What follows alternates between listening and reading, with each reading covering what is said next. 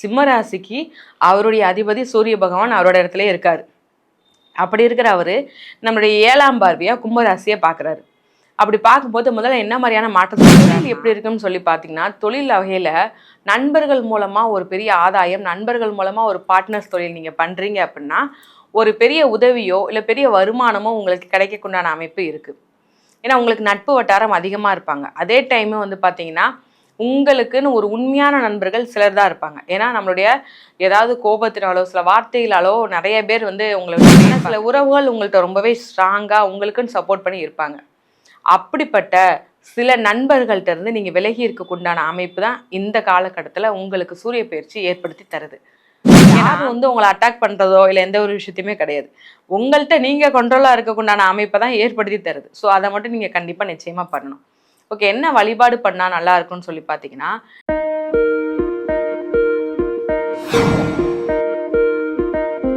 இந்த பதிவை பார்த்துட்டு மறக்காமல் லைக் அண்ட் ஷேர் பண்ணி சப்ஸ்கிரைப் பண்ணுங்கள். ஆர்த்தி விலாக் நேயர்கள் அனைவருக்கும் அன்பார்ந்த வணக்கம். நம்மளுடைய விலாக் மூலமாக நிறைய ஜோதிட ஆலோசகர்களை தொடர்ந்து நம்ம வந்து சந்திச்சுட்டு வரோம். அவங்களுடைய அந்த ஜோதிட கணிப்புகளின் மூலமாக உங்கள் வாழ்க்கைக்கு வெளிச்சம் ஏற்படுத்துவதற்கான வழிகளை நம்ம ஏற்படுத்திக்கிட்டு வரோம். இந்த பதிவை பார்த்துட்டு இருக்கக்கூடிய நீங்களும் ஒரு ஜோதிட ஆலோசகர் இருப்பினும் எனக்கு மக்களுக்கு வழிகாட்டுவதற்கான ஒரு வாய்ப்பு கிடைக்குமா அப்படின்னு நீங்கள் தேடிட்டு இருக்கீங்கன்னா நிச்சயமாக ஆர்த்தி விலாக் மூலமாக நீங்கள் பங்கெடுக்க முடியும். உங்களை கலந்துரையாட உங்ககிட்ட பேசுவதற்கு நானும் ஆவலாக காத்துட்ருக்கேன். உங்களுடைய இந்த ஜோதிட வல்லமையை மக்களிடம் கொண்டு போய் செலுத்துவதற்கு ஆர்த்தி விலாகும் தயாராக இருக்குது. டிஸ்பிளேல வரக்கூடிய எண்ணுக்கு நீங்கள் அழைப்பை ஏற்படுத்திங்கன்னா உங்களை நாங்கள் தொடர்பு கொண்டு அனைத்து விவரங்களையும் உங்களுக்கு நாங்கள் வழங்க தயாராக இருக்கோம். விஜே ஆர்த்தி விலாக் நேயர்கள் அன்பர்கள் அனைவருக்கும் யோக பிரபாவின் அன்பான வணக்கங்கள்.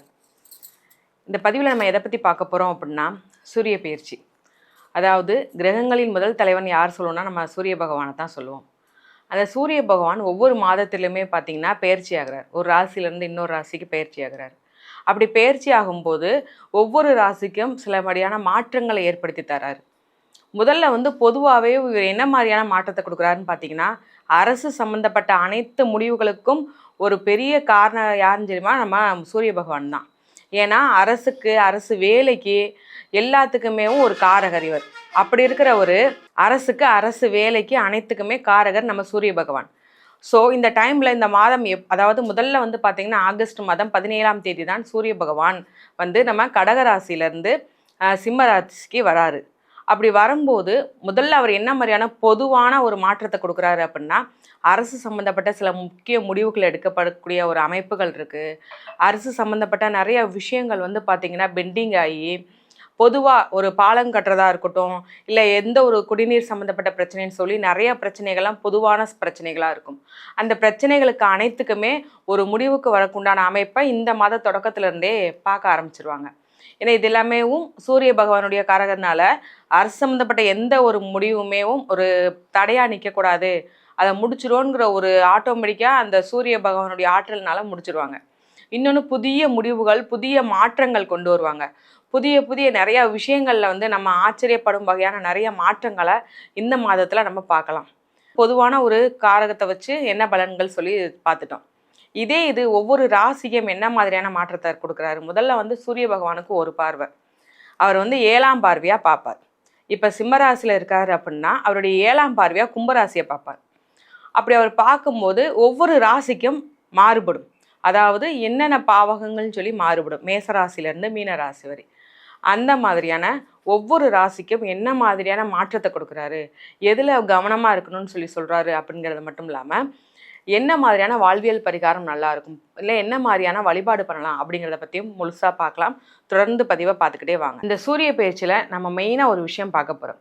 ஒவ்வொரு ஆசிரியருக்குமே வந்து பார்த்திங்கன்னா சில உறவுகள்கிட்ட இருந்து விலகி இருக்க வேண்டிய அவசியம் இந்த சூரிய பயிற்சியில் இருக்குது. அது என்ன உறவு, எதனால் அப்படிங்கிற விஷயத்தை மட்டும் தொடர்ச்சியாக நம்ம பார்த்துக்கிட்டே வருவோம். பதிவு ஃபுல்லாக பாருங்கள். சிம்ம ராசிக்கான சூரிய பயிற்சி பலன்கள். சிம்ம ராசிக்கு அவருடைய அதிபதி சூரிய பகவான் அவரோட இடத்துல இருக்கார். அப்படி இருக்கிற அவர் நம்மளுடைய 7ஆம் பார்வையாக கும்பராசியை பார்க்குறாரு. அப்படி பார்க்கும்போது முதல்ல என்ன மாதிரியான மாற்றத்தை கொடுக்குறாருன்னா, இப்போ அவரோட இடத்துல இருந்து அவரோட இடம் நல்ல வலிமை பெறுது. அப்படிதானே? அப்படி பண்ணும்போது முதல்ல வந்து திருமணம் சார்ந்த விஷயங்கள் நல்லபடியாக நடக்கக்குண்டான அமைப்பு இருக்குது. ஏன்னா நம்மளுக்கு ரொம்ப சிம்மராசிக்காரவங்க நாங்களும் ரொம்ப மாதமாக வரன்னு பார்த்துக்கிட்டே இருக்கோம். ஏதாவது ஒரு விதத்தில் தடைபடுது அப்படின்னு சொன்னவங்களுக்கும் சரி, முக்கியமான திருமணம் யாருக்கு நடக்குன்னா இரண்டாம் திருமணம் பண்ணணும்னு நினைக்கிறவங்களுக்கு நிச்சயமாக திருமணத்திற்கு உண்டான அமைப்பு இருக்குது. அது மட்டும் இல்லாமல் 2வது குழந்தைக்கு உண்டான வாய்ப்பும் இருக்குது. சரிங்களா? எனக்கு வந்து ரொம்ப வருஷமாச்சு. நானும் முதல் குழந்தை பிறந்து இவ்வளோ வருஷமாச்சு. 2வது குழந்தைக்கு நாங்களும் ஆலோசனை நிறையா கேட்டுட்டோம். ஆனால் அதுக்குண்டான வாய்ப்பே இல்லைன்னு சொல்கிறவங்களுக்கு இந்த சூரிய பயிற்சி காலகட்டத்தில் 2ஆம் குழந்தை வாய்ப்பு நிச்சயமாக இருக்குது. தொழில் எப்படி இருக்குன்னு சொல்லி பார்த்தீங்கன்னா, தொழில் வகையில் நண்பர்கள் மூலமாக ஒரு பெரிய ஆதாயம், நண்பர்கள் மூலமாக ஒரு பார்ட்னர்ஸ் தொழில் நீங்கள் பண்ணுறீங்க அப்படின்னா, ஒரு பெரிய உதவியோ இல்லை பெரிய வருமானமோ உங்களுக்கு கிடைக்கக்குண்டான அமைப்பு இருக்குது. ஏன்னா உங்களுக்கு நட்பு வட்டாரம் அதிகமாக இருப்பாங்க. அதே டைமு வந்து பார்த்தீங்கன்னா, உங்களுக்குன்னு ஒரு உண்மையான நண்பர்கள் சிலர் தான் இருப்பாங்க. ஏன்னா நம்மளுடைய ஏதாவது கோபத்தினாலோ சில வார்த்தைகளாலோ நிறைய பேர் வந்து உங்களை விட்டு போயிருப்பாங்க. ஆனால் சில உறவுகள் உங்கள்கிட்ட ரொம்பவே ஸ்ட்ராங்காக உங்களுக்குன்னு சப்போர்ட் பண்ணி இருப்பாங்க. அப்படிப்பட்ட சில நண்பர்கள்ட்ட இருந்து நீங்கள் விலகி இருக்கக்குண்டான அமைப்பு தான் இந்த காலகட்டத்தில் உங்களுக்கு சூரிய பயிற்சி ஏற்படுத்தி தருது. ஏன்னா உங்களுக்கு எவ்வளோ தூரம் நண்பர்கள்ட்ட நீங்கள் சப்போர்ட் பண்ணியிருப்பீங்க, உங்களுக்காக யோசிக்காமல் உங்கள் நண்பர்களுக்காக நிறைய பண்ணியிருப்பீங்க. மற்றவங்களோட திட்டு வாங்கினாலும் பரவாயில்ல, உங்கள் வீட்டிலலாம் திட்டுவாங்க, எதுக்கு நீ இவ்வளோ தூரம் இப்படி பண்ணுற அப்படி பண்ணுற, வீட்டில் இருந்த பொருட்களை எடுத்து கொடுக்குறது, இதில் செலவு பண்ணுறது. ஆனால் உங்களுடைய நண்பர்களாலேயும் வந்து பார்த்திங்கன்னா இப்போ வந்து நிறைய இடத்துல அவமானப்பட்டிருப்பீங்க, சில துரோகத்தை பார்த்துட்டீங்க. நீங்கள் நிறைய துரோகத்தை பார்த்தாச்சு. ஏன் நம்ம இவன் இப்படி பண்ணா, ஏன் இவன் இப்படி பண்ணா, நம்ம இவங்களை நம்பணுமே. இது நார்மலாக காலேஜ் படிக்கிற பொண்ணுங்க, ஸ்கூல் படிக்கிற பிள்ளைங்கன்னு மட்டும் கிடையாது. பொதுவாக ஒரு ஏஜுக்கு அப்புறம் இருக்கிற நார்மலான ஒரு 30 வயசுக்கு மேலே இருந்தாலும் சரி, 40 வயசுக்கு மேலே இருந்தாலும் சரி, ஒவ்வொருத்தருமே இந்த காலகட்டத்தில் நண்பர்கள்ட்ட இருந்து விலகி இருக்கிறது ரொம்பவே நல்லது. எந்த ஒரு விஷயத்தையும் அவங்க சொல்கிறாங்களா, இதை நீ பண்ணு அப்படின்னு சொல்கிறாங்கன்னா கண்மூடித்தனமாக தயவுசெய்து பண்ணாதீங்க. கொஞ்சம் யோசிங்க. இல்லைப்பா பரவாயில்ல, ஏன்னா கொஞ்ச நாள் நான் கொஞ்சம் விலகி இருக்குன்னு நினைக்கிறேன் அப்படின்னு டைரெக்டாகவே அவங்களோட பேசி கொஞ்சம் விலகி இருந்துருங்க. அதுதான் உங்களுக்கு நல்லது. இந்த காலகட்டத்தில் மனைவி மூலமாக ஒரு ஆதாயம், மனைவி மூலமாக ஏதாவது ஒரு வருமானமும், அவங்க மூலமாக ஏதாவது ஒரு நல்ல விஷயமும் நடக்க போகுது. அதுதான் மெயினான ஒரு விஷயம். இந்த காலகட்டத்தில் உங்களுடைய சுய முயற்சி முக்கியமாக நீங்கள் பார்ப்பீங்க. என்னோடய சொந்த முயற்சியால் தான் நான் முன்னேறுவேன், யாருடைய ஐடியாவும் எனக்கு தேவை கிடையாது, யார்ட்டையும் எந்த ஒரு டிஸ்கஸும் பண்ணாமல் என்னுடைய வழியில் தான் நான் போவேங்கிற ஒரு பிடிவாதம் உங்கள்கிட்ட இருக்குது. ஆனால் இந்த காலகட்டத்தில் உங்களுக்கு நான் சொல்கிற ஒரே ஒரு வாழ்வியல் பரிகாரமாக, தயவு செய்து பிறர் சொல்வதை நீங்கள் கேட்டு தான் ஆகணும் இந்த காலகட்டத்தில், சூரிய பயிற்சி காலகட்டத்தில். ஏன்னா ஏற்கனவும் இவர் வந்து கொஞ்சமே ரொம்பவே வலிமையானவர். அது மட்டும் இல்லாமல் நம்ம சூரிய பகவானோட அதிபதி, அதாவது சிம்மராசியோட அதிபதி சூரிய பகவான், அதே இடத்துல தான் பயிற்சியாக இருக்கவும் செய்கிறீங்க. அப்படி இருக்கும்போது உங்களுக்கு கூடுதலான ஒரு பிடிவாதமும், கூடுதலான ஒரு பெரிய ஆற்றலும், ஒரு கோபமும் அதிகமாகவே இருக்கும். சரிங்களா? அது எல்லாமே 2 மடங்கு அதிகமானதுக்குண்டான அமைப்பு தான். ஏன்னா வலிமையை ஏற்படுத்துறாரு, ஆற்றலை கொடுக்குறாரு. இந்த காலகட்டத்தில் நீங்கள் கொஞ்சம் பொறுமையாக அதாவது பெரியோர்கள் சொல்கிறத கேட்குறது, அவங்களுடைய எதனால டிஸ்கஸ் பண்ணுறது ரொம்பவே முக்கியம். நம்மளுடைய தன்னிச்சையான முடிவு உங்களுடைய தொழிலையோ வேலையிலையோ குடும்பத்திலையோ இந்த காலகட்டத்தில் நீங்கள் எடுக்க வேண்டாம். ஏதாவது லோன் வாங்குறீங்க, முக்கியமான ஒரு இதில் இன்வெஸ்ட்மெண்ட் பண்ணுறீங்க அப்படின்னா கண்டிப்பாக நீங்கள் யார்ட்டையாவது நீங்கள் கேட்டு தான் ஆகணும். பெரியவங்க சொல்கிறத கேட்டு ஆகணும். இல்லை அவங்களுடைய தன்னிச்சையான முடிவு சில நேரத்தில் பிரச்சனையில் கொண்டு போய் முடிஞ்சிடும். ஏன்னா நீங்கள் சொன்னோன்னே புரிஞ்சுக்கக்கூடிய பர்சன் நீங்கள் கிடையாது. ஒரு தடவை பட்டதுக்கு அப்புறம் தான் உங்களுக்கே புரியும். அதனால் கண்டிப்பாக நீங்கள் ஸ்டார்டிங்லே கொஞ்சம் எச்சரிக்கையோடு இருக்கிறது அவசியம். மேக்ஸிமம் நீங்கள் என்ன பண்ணுங்க அப்படின்னா, அந்த கொண்டைக்கடலை இருக்குது பார்த்தீங்களா, அதை நல்லா வேக வச்சு அதை வந்து கோவில்களில் சுண்டலாக தானம் பண்ணுறது ரொம்பவே நல்லது.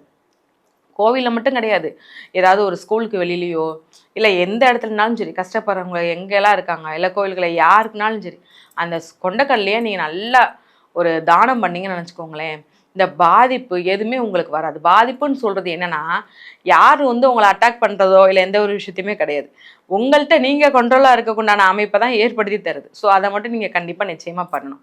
ஓகே, என்ன வழிபாடு பண்ணால் நல்லா இருக்குன்னு சொல்லி பார்த்தீங்கன்னா, நீங்கள் வழிபடக்கூடிய தெய்வம் நிச்சயமாக முருகர் வழிபாடு தான். சரிங்களா? அதாவது சிம்மராசிகர் எனக்கு சிவன் வழிபாடு தான் பிடிக்கும், நான் சிவன் தான் வழிபாடு பண்ணிகிட்டே இருப்பேன்னு சொல்லிக்கிட்டே இருப்பீங்க. கண்டிப்பாக சிவன் வழிபாடு பண்ணுங்கள், நல்லாயிருக்கும். ஆனால் முருகனோட வழிபாடு பண்ணிங்கன்னா உங்களுக்கு ஒரு அமைதி கிடைக்கும். சரிங்களா? இன்னொன்று விஷயம் என்னென்னா, உங்களுக்கு ஏதாவது ஒரு விஷயத்தில் இப்போ ஒரு குழப்பம் இருந்துக்கிட்டே இருக்கும். தனியாக போராடக்கூடிய ஒரு ஸ்கூல், எனக்கு என்னன்னு தெரியல, திடீர்னு தனியாக போராடிக்கிறேன், என்னுடைய யாருமே எனக்கு சப்போர்ட் இல்லாத மாதிரி இருக்குது அப்படின்னா நீங்கள் தான் அதை அப்படி ஆக்கி வச்சுட்டீங்க. ஸோ இந்த டைமில் உங்களுடைய சொந்தத்தையும் உங்களுடைய பெரியோர்களையும் உங்களை சுற்றி வரதுக்குண்டான விஷயத்தை அலோவ் பண்ணுங்கள். அப்படின்னா தான் உங்களுக்கு அந்த உணர்வு வந்து வெளியில் வந்து கொஞ்சம் போய் கொஞ்சம் ரிலாக்ஸாக இருப்பீங்க. ஆனால் எதையும் நீங்கள் வெளியில் காமிக்கணும்னு நினைக்க மாட்டீங்க. ஆனால் நீங்கள் மனசு விட்டு வெளியில் காமிச்சா மட்டும்தான் பிரச்சனைகளுக்கு அனைத்துக்குமே ஒரு தீர்வு கிடைக்கும். முதல்ல வந்து முருகன் வழிபாடு பண்ணுங்கள். ஒரு சாந்தமான ஒரு நிம்மதியான ஒரு மன அமைதி நிச்சயமாக கிடைக்கும். உங்களுக்கும் உங்கள் குடும்பத்திற்கும் கடவுள் நிழல் பரிபூரணமாக இருக்கும். ரொம்ப அற்புதமா விளக்கங்களை நமக்காக கொடுத்துருக்காங்க. நான் மீண்டும் உங்களுக்காக சொல்கிறேன், அவங்கக்கிட்ட நீங்கள் வந்து ப்ரைவசியாக தனித்துவமாக உங்களுக்குன்னு கன்சல்ட்டிங் எடுக்கணும் அப்படின்னா ஆன்லைன் கன்சல்டேஷன் தயாராக காத்துட்ருக்கு. டிஸ்பிளேல இருக்கக்கூடிய அந்த எண்ணுக்கு நீங்கள் கால் பண்ணிங்கன்னா உங்களுக்கான வழிகாட்டுதல் நிச்சயமாக கிடைக்கும். இந்த மாதிரி நல்ல நல்ல ஆன்மீக தகவல்களோடு ஜோதிட ரீதியான பரிகாரங்கள் வழிபாட்டு தலங்களோடு மீண்டும் உங்களை ஒவ்வொரு நிகழ்ச்சியிலும் நாங்கள் சந்திச்சுக்கிட்டே இருப்போம். இந்த பதிவை உங்கள் அன்பின் மூலமாக லைக் பண்ணி ஷேர் பண்ணி மறக்காமல் சப்ஸ்கிரைப் பண்ணுங்கள். நன்றி, வணக்கம்.